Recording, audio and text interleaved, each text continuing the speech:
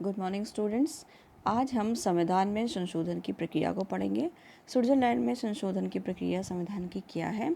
Amendment procedure of the constitution of Switzerland. Swiss संविधान कठोर हैं। इनमें न केवल साधारण कानून निर्माण की प्रक्रिया से परिवर्तन नहीं किया जा सकता, वरन ऐसी व्यवस्था की गई है कि इसमें कैंटनों और स्विस संघ की जनता की सहमति के बिना भी परिवर्तन नहीं किया जा सकता है। स्विस संविधान में दो प्रकार के संशोधन किए जा सकते हैं, पूर्ण संशोधन तथा आंशिक संशोधन। ये दो चरणों में पाया जाता है।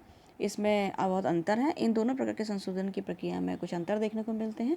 संशोधन प्रक्रिया के दो चरण हैं। सबसे प्रथम संशोधन प्रस्ताव की प्रस्तावना या उसका प्रारंभ और द्वितीय संशोधन का पुष्टिकरण। ये दोनों चरण इस प्रकार हैं।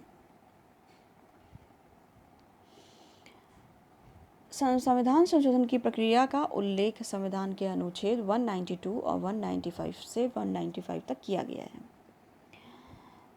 इन्होंने बताया कि संविधान संशोधन के प्रसंग में लोक निर्णय का प्रावधान है। संशोधन प्रस्ताव का प्रारंभ जनता की पहल पर आरंभक के आधार पर किया जाता है।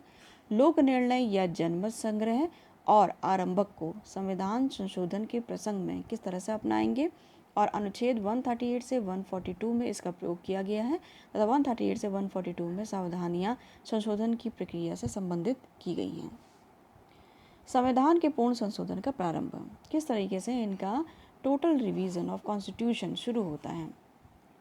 पूर्ण संशोधन का तात्पर्य संविधान की पूरी व्यवस्था पर पुनर्विचार करना है।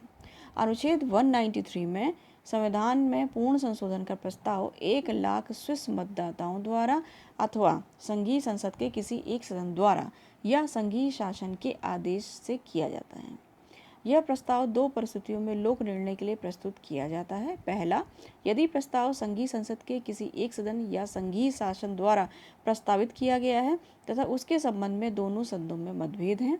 दूसरा, यदि संशोधन का प्रस्ताव 1 लाख मतदाताओं द्वारा प्रस्तावित किया गया है तो उसे जनता के सम्मुख स्वीकृति के लिए प्रस्तुत किया जाएगा। यदि संशोधन प्रस्ताव संघीय संसद के किसी एक सदन द्वारा अथवा संघीय शासन के आदेश से प्रस्तावित किया गया है तो उस प्रस्ताव की स्वीकृति या अस्वीकृति के संबंध में दोनों सदनों का एक ही विचार है तो प्रस्ताव लोक निर्णय के लिए नहीं भेजा जाता है। जिन दो परिस्थितियों में प्रस्ताव लोक निर्णय के लिए भेजा जाता है उनमें जनता बहुमत के आधार पर निर्णय करती है और संविधान के पूर्ण संशोधन किया जाता है या नहीं। यदि मतदाताओं के बहुमत द्वारा निर्णय किया जाता है कि संविधान में पूर्ण संशोधन किया जाना चाहिए तो संघीय व्यवस्थापिका के दोनों सदनों का नवीन निर्वाचन कर दिया जाता है और नए सिरे से निर्वाचित व्यवस्थापिका संविधान में पूर्ण संशोधन का कार्य करती है। इसके बाद हम देखते हैं कि संविधान के आंशिक संशोधन का प्रारंभ होता है। आंशिक संशोधन का तात्पर्य होता है कि संविधान के किसी एक या कुछ विशेष धाराओं में ही संशोधन करना। आंशिक संशोधन का प्रारंभ संघीय संसद के किसी एक सदन द्वारा, संघीय शासन द्वारा या 1 लाख मतदाताओं द्वारा ही किया जा सकता है। यदि यह प्रस्ताव संघीय संसद के एक सदन द्वारा या संघीय शासन द्वारा यह प्रस्तावित किया गया है तो इस पर संघीय संसद के दोनों सदनों में मतभेद है। इस प्रस्ताव को लोक निर्णय के लिए भी प्रस्तुत किया जा सकता है।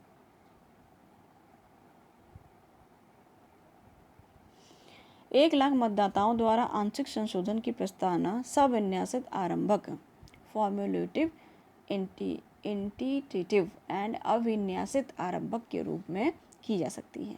सविन्यासित आरंभक का तात्पर्य है कि जनता संविधान से संबंधित संशोधन का प्रस्ताव स्वयं तैयार करती है, संघीय संसद के सम्मुख प्रस्तुत करती है। अविन्यासित आरंभक का तात्पर्य यह है कि जनता एक विशेष प्रकार के संवैधानिक संशोधन के विषय में अपनी इच्छा व्यक्त करती है और संबंधित विधेयक तैयार करने का कार्य संघीय संसद पर छोड़ देती है। अनुच्छेद 139 में कहा गया है, यदि कोई आरंभक देश की एकता या अंतर्राष्ट्रीय कानून के अनिवार्य नियमों का सम्मान नहीं करता है तो संघीय संसद इस आरंभक को संपूर्ण अंशों में या कुछ अंशों में अवैध घोषित भी कर सकती है।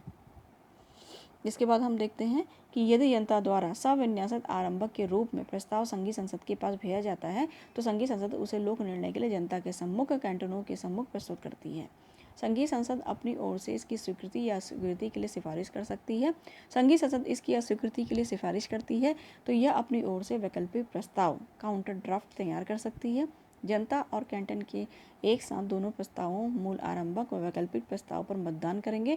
यदि मतदाताओं का बहुमत और कैंटनों का बहुमत इन दोनों में से किसी एक प्रस्ताव को स्वीकार कर लेता है तो उस प्रस्ताव को स्वीकृत समझा जाता है। लेकिन यदि एक प्रस्ताव को जनता के बहुमत की स्वीकृति प्राप्त होती है तो दूसरे कैंटनों का बहुमत प्राप्त होता है, तो दोनों प्रस्तावों को अस्वीकृत समझा जाता है। जनता 1 लाख मतदाता सामान्य सुझाव के रूप में संविधान में संशोधन का प्रस्ताव संघीय संसद को भेज सकती है। यदि संघीय संसद सामान्य सुझाव के रूप में प्रस्ताव को स्वीकार करती है तो आंशिक संशोधन का प्रारूप तैयार कर जनता कैंटनों के सम्मुख लोक निर्णय के लिए प्रस्तुत करती है। यदि यह आरंभक प्रस्ताव से असहमत है तो भी उसे जनता के सम्मुख निर्णय के लिए रखेगी और जनता इस बात का निर्णय लेती है कि प्रस्ताव पर आगे कार्रवाई हो या नहीं। यदि जनता आरंभक को अपनी स्वीकृति प्रदान करती है तो संघीय संसद आरंभक प्रस्ताव के सामान्य सुझावों को आधार बनाकर तत्संबंधी विधेयक के प्रारूप को तैयार करती है। इस प्रकार संविधान संशोधन प्रक्रिया का प्रथम चरण संशोधन की प्रस्तावना संपन्न हो जाता है। अब संशोधन का पुष्टिकरण किया जाता है। संशोधन प्रक्रिया का दूसरा चरण होता है संशोधन का पुष्टिकरण। वह और चाहे पूर्ण संशोधन का प्रस्ताव हो या आंशिक संशोधन का, संशोधन के पुष्टिकरण के लिए एक ही प्रक्रिया अपनाई जाती है। संशोधन की पुष्टि हेतु प्रस्ताव को लोक निर्णय के लिए रखा जाता है। संशोधन तभी पारित समझा जाता है जब कैंटनों के बहुमत और स्विस संघ की जनता के बहुमत के द्वारा इसे स्वीकार कर लिया जाता है। कैंटनों के बहुमत का निर्णय करने में पूरे कैंटन का मत 1 तथा अर्ध कैंटन का मत आधा गिना जाता है। इस प्रकार संशोधन पारित समझे जाने के लिए यह आवश्यक है कि कम से कम 12.5 कैंटनों द्वारा स्विस संघ की जनता के बहुमत द्वारा उसे स्वीकार कर लिया जाए। जनता के बहुमत और कैंटनों के बहुमत द्वारा स्वीकार कर लिए जाने पर संविधान में संबंधित संशोधन हो जाता है। अब हम देखते हैं कि संशोधन प्रक्रिया का मूल्यांकन। स्विस संविधान की संशोधन प्रक्रिया अन्य राज्यों की तुलना में अधिक जनतांत्रिक है क्योंकि इस संशोधन प्रक्रिया के दोनों ही चरण संशोधन की प्रस्तावना और संशोधन की पुष्टि में जनता की महत्वपूर्ण शक्ति प्रदान की गई है। स्विट्जरलैंड में अमेरिका के समान न्यायिक पुनर्लोकन की व्यवस्था नहीं है। स्विस संविधान को गतिशीलता प्रदान करने का कार्य संवैधानिक संशोधनों ने ही किया है। संविधान संशोधनों की प्रक्रिया में कुछ थोड़ा सा कमी है जो इस तरीके से है। जैसे पहला, यह संशोधन प्रक्रिया बहुत जटिल है। इसे समझने और व्यवहार में अपनाने दोनों ही दृष्टियों में यह बात देखी जाती है। दूसरा, संशोधन प्रक्रिया के दोनों चरणों में जनता के भाग लेने की व्यवस्था होने तथा संघीय संसद के दोनों सदनों में संवैधानिक संशोधन पर मतभेद होने की स्थिति में संघीय संसद को भंग करने की व्यवस्था होने के कारण यह अपव्ययी तथा कष्टसाध्य भी है। जनता को संवैधानिक संशोधनों की शक्ति सौंप देना भी उचित नहीं है। संवैधानिक संशोधन का कार्य साधारण कानूनों के निर्माण में कठिन होता है। सामान्य जनता विधेयकों की तुलना में यह कार्य अधिक अच्छे प्रकार से कर सकती है, ऐसा सोचने का कोई आधार नहीं है। चौथा, संशोधन की प्रक्रिया से संघीय संसद को महत्वपूर्ण स्थिति प्राप्त न होने के कारण यह संघीय संसद राष्ट्रीय व्यवस्थापिका तथा अविश्वास तथा अनुत्तरदायित्व की भावना का विकास करती है। पांचवा, संशोधन प्रक्रिया के अंतर्गत आरंभक को अपनाते हुए 1 लाख मतदाताओं द्वारा आंशिक संशोधन का प्रस्ताव प्रस्तुत करने और इस प्रस्ताव से असहमत होने पर व्यवस्थापिका द्वारा वैकल्पिक प्रस्ताव प्रस्तुत करने की व्यवस्था की गई है। इससे सामान्य जनता तथा संघीय सभा में अनुचित प्रतिस्पर्धा तथा द्वेष की प्रवृत्ति उत्पन्न हो सकती है। सैद्धांतिक रूप से उपयुक्त कमियां होने पर भी 1848 के संविधान की संशोधन प्रक्रिया को मोटे तौर पर 1998 में निर्मित संविधान के अंतर्गत भी अपना लिया गया था। इसका आशय यह है कि स्विस संविधान निर्माता और जनता अपने संविधान की संशोधन प्रक्रिया को उपयुक्त मानते हैं। अतः हम देखते हैं कि संविधान की संशोधन की प्रक्रिया स्विट्जरलैंड में जटिल अवश्य है, परंतु हर जगह जनता को इसमें बराबर का हिस्सा दिया गया है और संशोधन की प्रस्ताव की प्रस्तावना तथा संशोधन के पुष्टिकरण इसके 2 चरण पाए जाते हैं और संविधान संशोधन में परिवर्तन के लिए जनता को महत्व दिए जाने की वजह से स्विट्जरलैंड के संविधान को अधिक लोकतंत्रात्मक संवैधानिक व्यवस्था कहा जाता है, माना जाता है।